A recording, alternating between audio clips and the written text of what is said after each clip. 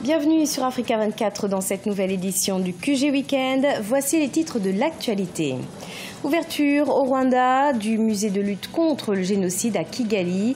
Inauguré par le président Paul Kagame, le musée se situe dans le même immeuble que le Parlement national. Les détails dans cette édition. L'autonomisation financière de la femme africaine, c'est le grand défi que se lance Vera Songwe, la première femme à diriger la Commission économique pour l'Afrique des Nations Unies. Et puis, un audit sur la corruption et la bonne gouvernance lancé par le président congolais Denis Sassou Nguesso. Mais les réactions divergent au sein de la classe politique congolaise et la société civile. Mais tout d'abord, ouverture ce samedi 16 décembre de la 52e session ordinaire des chefs d'État des pays membres de la communauté économique des États de l'Afrique de l'Ouest. Au cœur des discussions, plusieurs sujets concernant la communauté.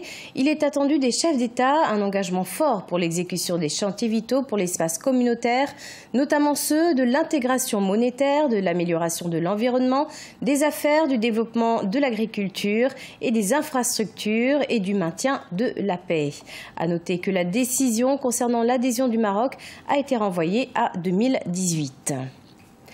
Au Rwanda, le musée de lutte contre le génocide a été inauguré ce 13 décembre à Kigali par le président de la République Paul Kagame. Le musée se situe dans le même immeuble que le Parlement rwandais, un lieu symbolique et très important dans l'histoire de la libération du Rwanda. Reportage Fraterne Diakaï Saga, notre correspondant au Rwanda, commenté par Corinne Kamseux. Du haut de la colline de Kimi-Ora à Kigali, l'immeuble du Parlement rwandais se voit de loin. De près, les marques des balles tirées pendant le génocide de 1994 au Rwanda sont encore visibles sur les murs, 23 ans après. Sur le toit de l'immeuble, une grande statue représentant une mitrailleuse 12-7 qui a aidé à contenir les forces génocidaires selon les explications.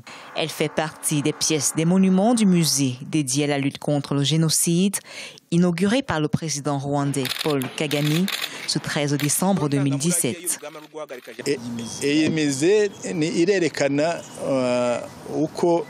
Ce musée montre tout simplement comment on a mis fin au génocide. Cet immeuble symbolise une maison traditionnelle rwandaise qui garantissait la sécurité de ses hôtes. Tous ceux qui ont cherché refuge ici ont survécu aux massacres qui ont ravagé le pays en 1994. Selon les récits historiques, depuis le 28 décembre 1993, l'immeuble a logé les politiciens du Front patriotique rwandais qui étaient venus de l'étranger dans le cadre de la mise en œuvre de l'accord d'Arusha pour l'installation du gouvernement de transition. Ils étaient accompagnés d'une force de protection de 600 soldats de l'armée patriotique rwandaise.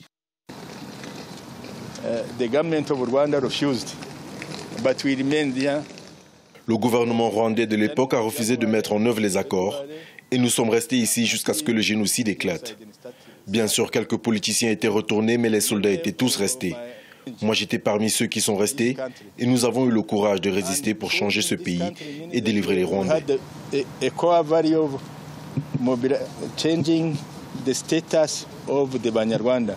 L'inauguration du musée situé dans les bâtiments du Parlement fait partie d'une série d'activités organisées pour marquer le 30e anniversaire du Front patriotique rwandais FPR Inkotani, parti au pouvoir au Rwanda. En Tunisie, l'instance supérieure indépendante pour les élections organise ce samedi 16 décembre une réunion de concertation pour le processus des élections municipales.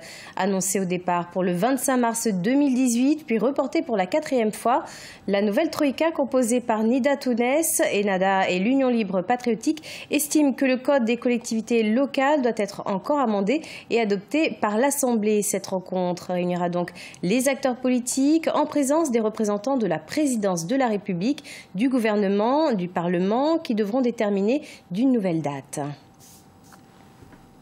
En Éthiopie, alors que 77 candidats étaient en lice pour le poste, c'est Vera Songwe que le secrétaire général de l'ONU a choisi pour diriger la Commission économique pour l'Afrique. Première femme à accéder à cette prestigieuse fonction, cette Camerounaise vise à aider le continent dans son développement économique. Reportage Oliva Djakotan, notre envoyé spécial en Éthiopie. Vera Songwe est la première femme à diriger la Commission économique pour l'Afrique des Nations Unies. Cette jeune femme camerounaise a pris la tête de l'institution en août 2017 pour un mandat de 4 ans. Un mandat qu'elle a déjà placé surtout sous le signe de l'autonomisation financière de la femme africaine. Ce que fait aussi la CEA, c'est que nous essayons de mobiliser d'autres partenaires du secteur privé et d'autres bailleurs de fonds pour pouvoir créer quelques fonds qui vont aider ces startups, ces jeunes femmes surtout, à lancer leur business et les autonomiser.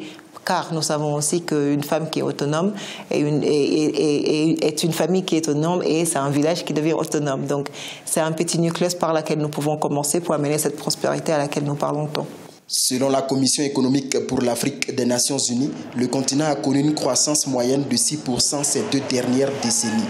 44 pays sur les 55 d'Afrique se trouvent aujourd'hui dans une bonne dynamique économique.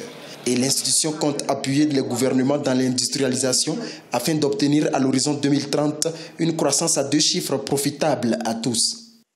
Ce que fait la CEA aujourd'hui, c'est de réfléchir avec les pays pour dire nous avons vécu 20 ans de croissance à 6%. Est-ce que nous pouvons revivre 20 ans à 10% de croissance pour vraiment marquer un départ définitif dans la prospérité du continent? Car la croissance à la fin, nous ne cherchons pas la croissance, nous cherchons une prospérité inclusive pour la population africaine.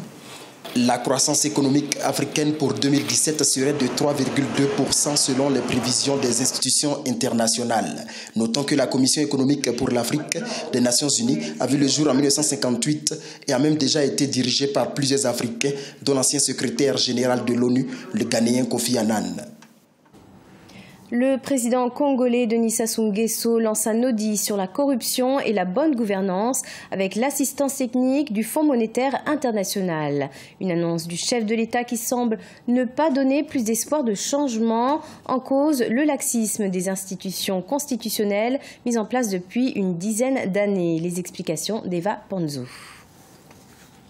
Le président Denis Sassou Nguesso s'est-il véritablement engagé dans la lutte contre les antivaleurs? Le chef de l'État congolais souhaite réaliser un audit sur la corruption et la bonne gouvernance dans le pays. Mais pour certains acteurs politiques, il est temps de prendre des mesures sévères contre ceux qui ont enfoncé le pays dans le trou.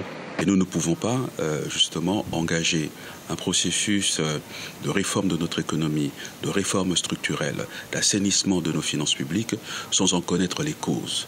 Cet audit est important pour nous permettre justement de comprendre ce qui s'est passé, de prendre des décisions, si possible des sanctions. Les institutions de corruption que nous avons dans ce pays, que ce soit l'Observatoire ou la Commission, ces 2 institutions ont failli. Il faut qu'on aille vers des sanctions un peu souples, mettre au repos les cadres qui ont favorisé cette situation de crise. Depuis 2012, nous l'avions annoncé, les déséquilibres étaient connus, ça s'est accéléré en 2014, 2017 n'est que l'apogée. En effet, avec une dette publique évaluée à environ 110% du produit intérieur brut, l'économie congolaise est au plus bas. Mais pour la société civile, la décision du chef de l'État de diligenter un audit n'est pas une nouveauté. Le pays se retrouve dans une situation difficile, aujourd'hui condamné à se fier à l'expertise et à l'appui du Fonds monétaire international. Donc je pense que là, les 2 volontés se joignent pour donner ce qu'on peut appeler un vrai coup de fouet. Les comptes du pays sont vides selon les autorités gouvernementales. Tous les regards sont désormais fixés vers les conclusions de la mission du Fonds monétaire international qui s'achève ce 20 décembre 2017. Au Niger, l'état d'urgence prolongé de 3 mois et ce à partir du 18 décembre dans la région de Difa en raison de la lutte contre le terrorisme. Cette mesure est en vigueur depuis 2015 suite aux nombreuses attaques meurtrières perpétrées par la secte Boko Haram dans cette région. Rappelons que l'état d'urgence octroie des pouvoirs d'exception aux forces de l'ordre. Il permet aussi l'interdiction des grèves et des réunions de nature à provoquer le désordre. C'était le journal de la rédaction. Merci de l'avoir suivi. Retrouvez dans un instant une nouvelle édition de l'information sur Africa 24.